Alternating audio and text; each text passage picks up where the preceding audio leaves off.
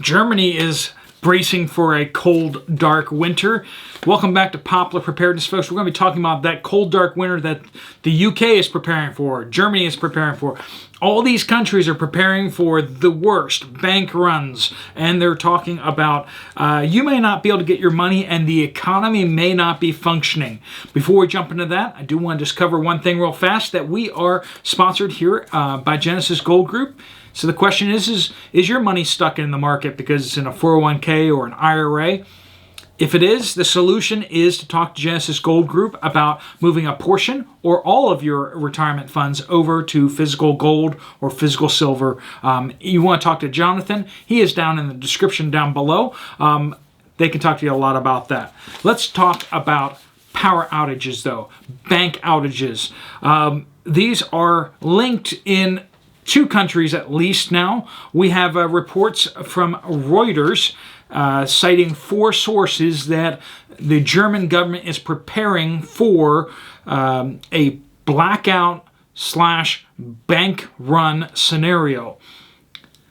This is just after the UK back in November, earlier November, was doing a bank run power outage scenario. If you have all these governments who are looking at a very specific thing like power outages that cause banking issues, do you want to maybe pay a little bit of attention? And the answer to that is you probably should. If you have money sitting in your bank account, how do you know you have money in your bank account? How does the bank know you have money in that bank account?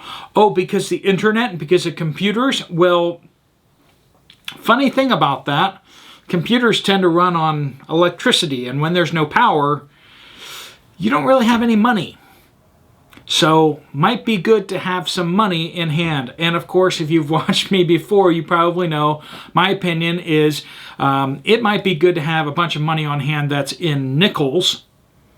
It's not super convenient to spend it, but it is kind of an investment on its own. It's better than having paper monies, which are constantly losing value, whereas nickels, the coins, are going up in value.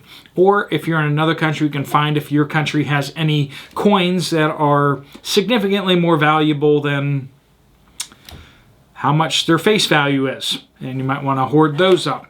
I don't know if the United States is unique in that. I suspect it might be. But, like I said, UK also is doing war games and exercises to prepare for bank runs triggered by power outages. So, when the government is doing all these exercises about power outages, and then they're looking you right in the eyeballs and saying, there's no problem with power, there will not be any problem with power. Folks, look what the government's doing and stop listening to what the government's saying, okay? That's just a free tip out there, and I'm not the first one to say it. Watch what they're doing. Don't listen to what they're saying. And when they are doing war games on what to do when all the power outages trigger bank runs and trigger banking issues and make the economy collapse, should you maybe be stocking up some extra food, making sure you have a generator that works and you have fuel for it, that you have capability to have money and be able to spend, whether it's... be aware that bartering very early on in a crisis is going to be seen, it's going to be harder to do. People are going to still want currency. So in the very early stages of a situation, currency is going to be a lot more effective than, chick coin, as I call it, right? The cans of chicken, or whether it is cans of Spam, or whether it's fire starters or matches or lighters. All those things are not going to be as effective or efficient as money. Now, people might want to give you a whole bunch of money for a lot of those things rather early on because they need that. And that might be a good thing to do. But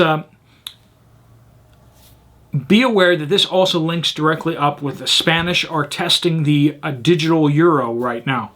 And the United States has just announced that they are starting to test the digital dollar. So that's probably going to be in the United States, mostly bank-to-bank transfers right now. But how quickly are they going to roll these things out? And here's the other question. How much of that bank run scenario is going to feed into the launching of the digital euro and the digital dollar? What happens when they suddenly don't have any cash? They don't have enough cash. What should we do? What should we do? Well, here's some digital dollars. We can't give you real paper dollars right now, but here's a thumb drive with some digital dollars. Here's a link where we've transferred some digital dollars to you so you can transfer those directly to whoever you're buying from. Are you paying attention yet? Crisis is used to push their agendas. And these guys are getting ready to take advantage of the next crisis. Be aware of what that next crisis is. In Europe, they're saying it's going to be power outages that lead to bank runs, which lead to digital euros. If you don't want to participate in that craziness, you might want to start stocking up now on things you will need, like currency.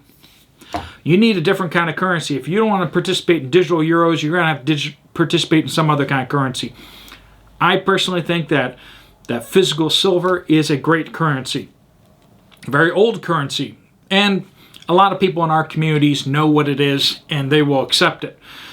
You know, a lot of people are like, when everyone's starving, no one will accept silver because you can't eat it. And I keep saying in the comments, I'll sell you food for silver. I mean, yeah. You come over to my place, I have enough food and I will trade it for silver. I mean, I'm probably going to be giving out some too because I care about people. I'm going to care about my people, honestly. Let's just be honest here. I'm going to care about my people a lot more. But if you show up at my door with bars of silver or silver coins, you are going to get my attention. You are going to get my attention. If you come with a sob story, I only can help so many people, but if I can get silver in my hand, I know that I can probably take that silver and buy more food or buy critical components that I need in order to produce food, right? So when the farmer up the road is selling seed, I'm probably going to be able to buy it with silver. It's going to be a little harder to buy it with chick coins. It's going to be a lot harder to buy it with bitcoins probably. So, you know, think about what kind of currencies you want to actually be invested in. Where you want to store your wealth. Where do you want to store your value? And if it's food right now, if you just need to get your food up to a year and a half, you need to prioritize that. When I start talking about silver and gold, I'm talking to people who are beyond a year and a half of food supply in their homes. Okay? And how do you do that? Once again, I want to be absolutely clear. I'm not talking about going and buying buckets from these companies or whatever like that. I'm talking about going to Walmart, buy rice, buy pinto beans, put them in buckets or put them in totes. You know, vacuum seal them and put them in totes. Put them in Mylar bags, put them in totes.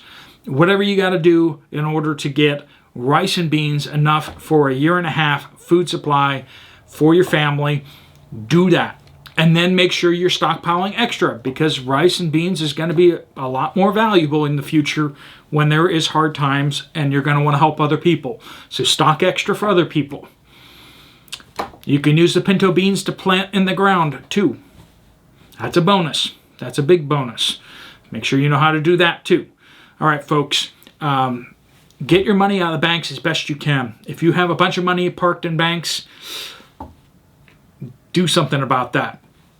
All right, folks, if you found this video to be useful, helpful, you might want to check out this other video right here. I'll see you over there, or I'll see you later. Steve Poplar out.